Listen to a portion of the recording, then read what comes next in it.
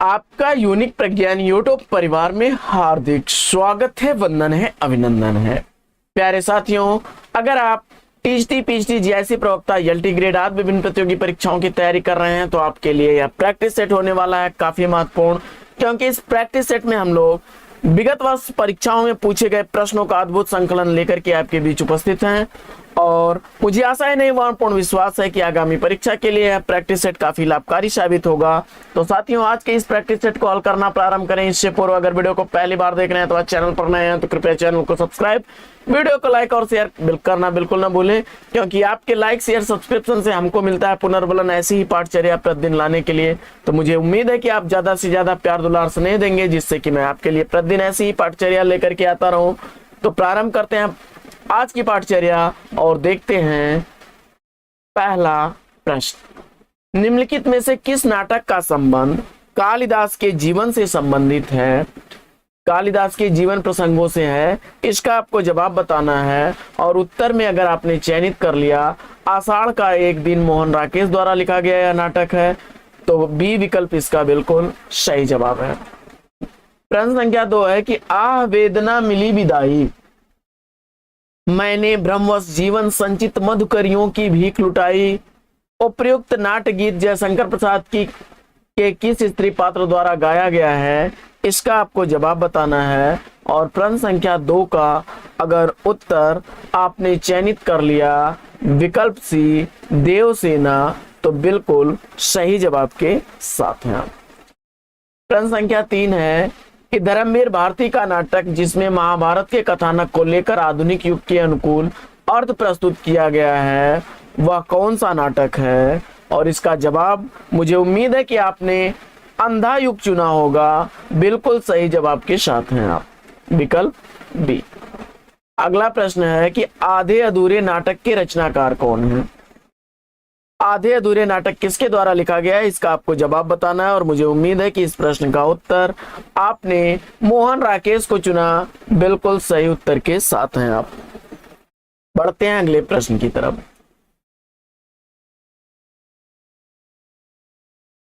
प्रश्न संख्या 5, शकुंतला की अंगूठी नाटक के नाटककार कौन है? शकुंतला की अंगूठी नाटक लिखा गया है सुरेंद्र वर्मा जी द्वारा, विकल्प ए इसका सही उत्तर है। अगला प्रश्न है कि रंग दे बसंती चोला नाटक के रचनाकार कौन है? तो रंग दे बसंती चोला नाटक लिखने वाले हैं भीष्म शाहनी जी, विकल्प सी इसका सही उत्तर है। अगला प्रश्न है कि जयशंकर प्रसाद का सर्वप्रथम नाटक यानी पहला नाटक कौन सा है? और उत्तर में आपने, मुझे उम्मीद है कि सी डी और बी को छोड़ करके सज्जन विकल्प ए को चुना होगा, तो राइट आंसर के साथ हैं आप। अगला प्रश्न है कि अनग नाटक किस कवि ने लिखा है? अनग नाटक के नाटककार आपको बताना है। और इस प्रश्न का उत्तर अगर आपने चयनित कर लिया है मैथिली शरण गोप, तो बिल्कुल सही जवाब के साथ हैं। अगला प्रश्न है कि दुखनी बाला नाटक के लेखक कौन है? और दुखनी बाला नाटक के नाटककार आपने चयनित किया राधा कृष्ण दास को, तो बिल्कुल सही जवाब के साथ है। अगला प्रश्न है कि अंधा कुआं किसकी नाट्य कृति है? अंधा कुआं नाटक के नाटककार किस बताना है आपको। और इस प्रश्न का जवाब अगर आपने चयनित कर लिया लक्ष्मी नारायण लाल को, तो बिल्कुल सही उत्तर के साथ हैं आप। अगला प्रश्न है कि लहरों के राजहंस किसका नाटक है? लहरों के राजहंस नाटक के नाटककार आपने चयनित किया मोहन राकेश को, तो बिल्कुल सही जवाब है आपका। अगला प्रश्न,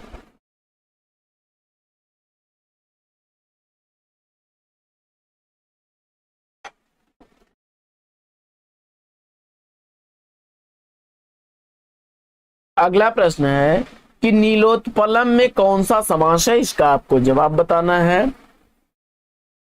तो प्रश्न संख्या 12 का जवाब अगर आपने सेलेक्ट कर लिया है कर्मधारय, तो बिल्कुल सही जवाब के साथ है।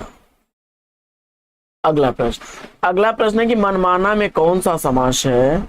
और मनमाना में अगर आपने तत्पुरुष समास सेलेक्ट किया सी विकल्प इसका राइट आंसर है। अगला प्रश्न है कि कतर ब्योंत में कौन सा समास है। कतर ब्योंत में समास आपको बताना है और इसका जवाब अगर आपने चयनित कर लिया द्वंद्व समास तो ए विकल्प बिल्कुल सही जवाब। कमल नयन में कौन सा समास है और इस प्रश्न का उत्तर मुझे उम्मीद है कि आपने बहुव्रीहि समास चुना तो राइट आंसर के साथ हैं आप।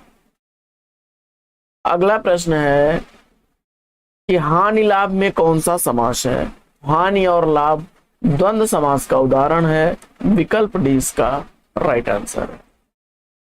अगला प्रश्न है कि अनंग शब्द में कौन सा उपसर्ग है और आपने अनुपसर्ग चुना तो वी विकल्प बिल्कुल सही जवाब है।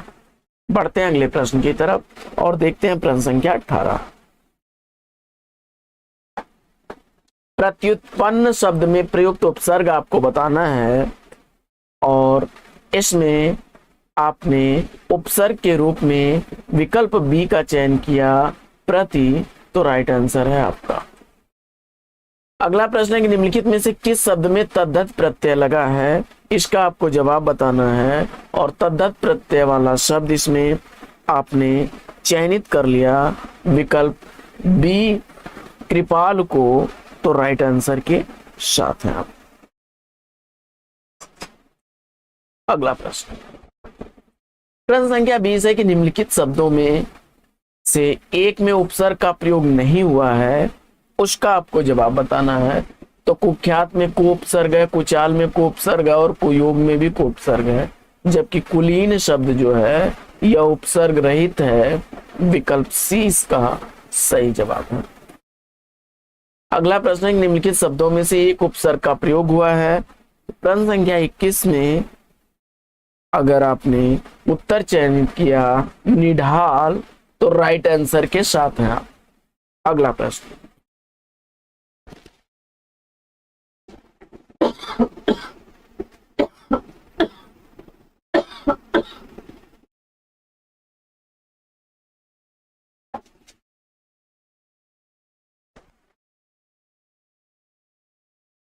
अगला प्रश्न है युष्मद शब्द का षष्ठी एक वचन रूप क्या होगा। युष्मद शब्द का षष्ठी एक वचन रूप आपको बताना है और इस प्रश्न का उत्तर आपने सेलेक्ट कर लिया विकल्प बी, तो राइट आंसर के साथ हैं आप। अगला प्रश्न है कि आत्मन शब्द का चतुर्थी विभक्ति द्विवचन में कौन सा रूप बनेगा और इसका जवाब अगर आपने चयनित किया विकल्प ए आत्मभ्याम, तो बिल्कुल सही जवाब के साथ हैं आप। अगला प्रश्न है कि युष्मत शब्द का तृतीया में एक वचन क्या होगा। तो युष्मत शब्द का तृतीया एक वचन आपको बताना है और इस प्रश्न का उत्तर अगर आपने सेलेक्ट कर लिया विकल्प सी, तो राइट आंसर है आपका। अगला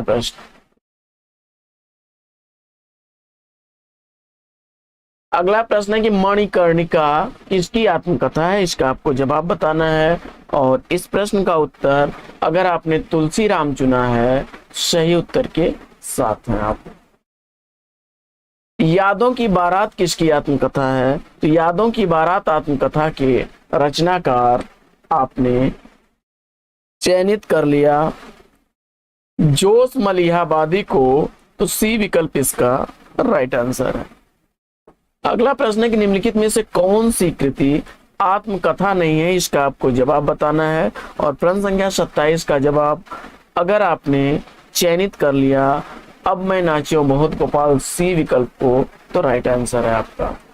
अगला प्रश्न है कि गालिब छूटी शराब इसमें से किसकी आत्मकथा है और इस प्रश्न का उत्तर रविंद्र कालिया आपने चुना, तो बिल्कुल सही जवाब के साथ हैं आप। अगला प्रश्न है कि चेखव एक इंटरव्यू किसकी रचना है। तो चेखव एक इंटरव्यू रचना के रचनाकार मुझे उम्मीद है कि आपने चुना होगा राजेंद्र यादव को, तो बी विकल्प इसका राइट आंसर है। अगला प्रश्न है कि रसीदी टिकट इसमें से किसकी आत्मकथा है। तो रसीदी टिकट आत्मकथा के रचनाकार आपने अमृता प्रीतम को चुना, तो विकल्प ए इसका राइट आंसर है।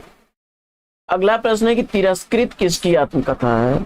तो तिरस्कृत आत्मकथा के रचनाकार आपने चयनित कर लिया सूरजपाल चौहान को, तो विकल्प डी इसका राइट आंसर है। प्रश्न संख्या 32 है कि क्या भूलूं क्या याद करूं आत्मकथा पुस्तक के रचनाकार कौन है? और इस प्रश्न का जवाब अगर आपने चयनित कर लिया विकल्प बी हरिवंश राय बच्चन को, तो राइट आंसर के साथ हैं।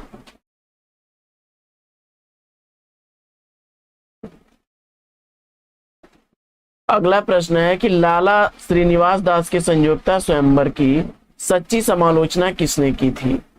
लाला श्रीनिवास दास के संयोक्ता स्वयंवर की सच्ची समालोचना करने वाले हैं बाल कृष्ण भट्ट जी, विकल्प डी इसका राइट आंसर है।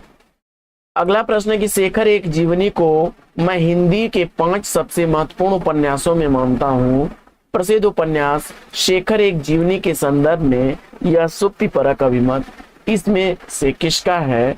इसका आपको जवाब बताना है। और इस प्रश्न का जवाब अगर आपने चयनित कर लिया विकल्प बी डॉक्टर कमल राय को, तो बिल्कुल राइट आंसर के साथ है। अगला प्रश्न है कि समीक्षात्मक कृति आलोचना का पक्ष के लेखक कौन है? तो समीक्षात्मक कृति आलोचना का पक्ष कृति के लेखक हैं रमेश चंद्र शाह, विकल्प सी इसका सही जवाब है।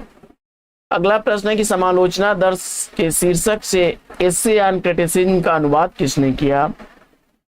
और इसका जवाब अगर आपने चयनित कर लिया है जगन्नाथ दास रत्नाकर को, तो सी विकल्प बिल्कुल सही जवाब। अगला प्रश्न है कि धर्म नैतिकता और विज्ञान के लेखक कौन है? तो धर्म नैतिकता और विज्ञान कृति के रचनाकार रामधारी सिंह दिनकर हैं, विकल्प सी इसका सही जवाब। अगला प्रश्न है कि हिंदी नवरत्न एक आलोचनात्मक कृति है जिसके आलोचक कौन है? और जवाब में आपने मिश्र बंधु चुना, तो बी विकल्प बिल्कुल सही जवाब। अगला प्रश्न है कि नई कविता परंपरा का तिरस्कार और नई कहानी परंपरा का विस्तार यह कथन किसका है? तो इस प्रश्न का जवाब अगर आपने चयनित कर लिया विकल्प बी राजेंद्र यादव, तो राइट आंसर के साथ है। अगला प्रश्न है कि इनमें से कौन सा प्रकार समालोचना का नहीं है? इसका आपको जवाब बताना है। और इस प्रश्न का जवाब अगर आपने चयनित कर लिया आलोचनात्मक आलोचना, विकल्प बी, तो राइट आंसर के साथ है। प्रश्न संख्या 41 है कि आलोचना को कला की सजगता किसने कहा है? और इस प्रश्न का जवाब मुझे उम्मीद है कि आपने चुना होगा मिडिल्टन मरे को, ए विकल्प बिल्कुल सही जवाब। आलोचना का विषय कवि नहीं कविता है, यह कथन किसका है? प्रश्न संख्या 42 का जवाब मुझे उम्मीद है कि आपने टी.एस. इलियट महोदय को चुना होगा, तो बिल्कुल सही उत्तर के साथ है। अगला प्रश्न,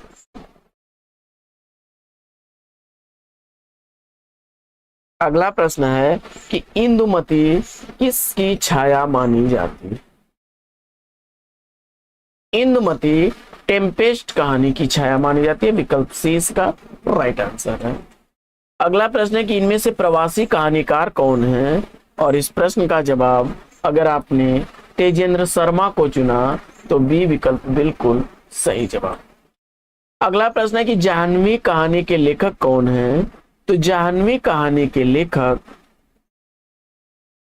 जैनेन्द्र कुमार हैं, विकल्प इसका डी सही उत्तर है। अगला प्रश्न है कि आधुनिक खोजों के अनुसार पहली मौलिक कहानी कौन सी है? तो माधवराव सप्रे द्वारा लिखी गई एक टोकरी भर मिट्टी है, विकल्प डी इसका सही जवाब। अगला प्रश्न है कि भागवंती उपन्यास के रचयिता कौन है? और इसका जवाब अगर आपने सुदर्शन को चुना, तो ए विकल्प बिल्कुल सही जवाब। अगला प्रश्न है कि आपका बंटी उपन्यास की लेखिका कौन है? और आपका बंटी उपन्यास की लेखिका आपने मनु भंडारी बताया, तो बिल्कुल सही जवाब के साथ है। अगला प्रश्न है कि निम्नलिखित में से कौन सा समूह हजारी प्रसाद द्विवेदी के उपन्यासों को दर्शाता है? और इस प्रश्न का जवाब मुझे उम्मीद है ये आपने चुना होगा। बाण भट्ट की आत्मकथा, चारुचंद्र लेख, पुनर्वा और अनाम दास का पोथा। विकल्प बी बिल्कुल सही जवाब है इस प्रश्न का। अगला प्रश्न है कि शेष कादंबरी उपन्यास की लेखिका कौन है, और शेष कादंबरी उपन्यास लिखने वाली आपने चयनित किया अलका सरावगी को, तो विकल्प डी इसका सही उत्तर है। सारे ही प्रश्न प्रतियोगी परीक्षाओं में पूछे गए प्रश्न हैं साथियों, तो इनको रिपीट करते रहिएगा आप लोग। झूला नट उपन्यास की रचनाकार कौन है, तो झूला नट उपन्यास की रचनाकार आपने चयनित किया मैत्रेयी पुष्पा जी को, तो विकल्प ए इसका सही जवाब है। अगला प्रश्न है कि भारतेंदु जी ने किस नाटक में स्वयं अभिनय किया था, इसका आपको जवाब बताना है। और आपने जानकी मंगल चुना, तो बिल्कुल सही जवाब के साथ हैं आप। अगला प्रश्न है कि भारतेंदु कालीन किस उपन्यास से आधुनिकता की शुरुआत मानी जाती है, और इस प्रश्न का जवाब आपने चयनित कर लिया परीक्षा गुरु, विकल्प बी, तो बिल्कुल राइट आंसर है आपका। अगला प्रश्न है कि इनमें से कौन सा नाटक भारतेंदु जी का नहीं है, और इस प्रश्न का जवाब आपने चयनित किया विकल्प डी, रणधीर प्रेम मोहिनी, तो राइट आंसर है आपका। अगला प्रश्न है कि मुद्रा राक्षस नाटक का नायक कौन है, और इस प्रश्न का जवाब अगर आपने चयनित कर लिया विकल्प सी, चाणक्य, तो राइट आंसर के साथ हैं आप। अगला प्रश्न है कि निम्नलिखित में से कौन कार्यावस्था के अंतर्गत नहीं आएगा, और इसमें आपने सेलेक्ट कर लिया विकल्प डी को, उत्पाद, तो राइट आंसर है आपका। बाबू तोताराम ने जोसेफ एडिसन के नाटक कैटो का अनुवाद किस नाम से किया, और इस प्रश्न का जवाब आपने चयनित किया है कृतांत, तो बी विकल्प इसका सही उत्तर है। अगला प्रश्न है कि हिंदी का प्रथम मौलिक नाटक कौन सा है, और आपने इसमें आनंद रघुनंदन को चुना, तो ए विकल्प बिल्कुल सही जवाब। अगला प्रश्न,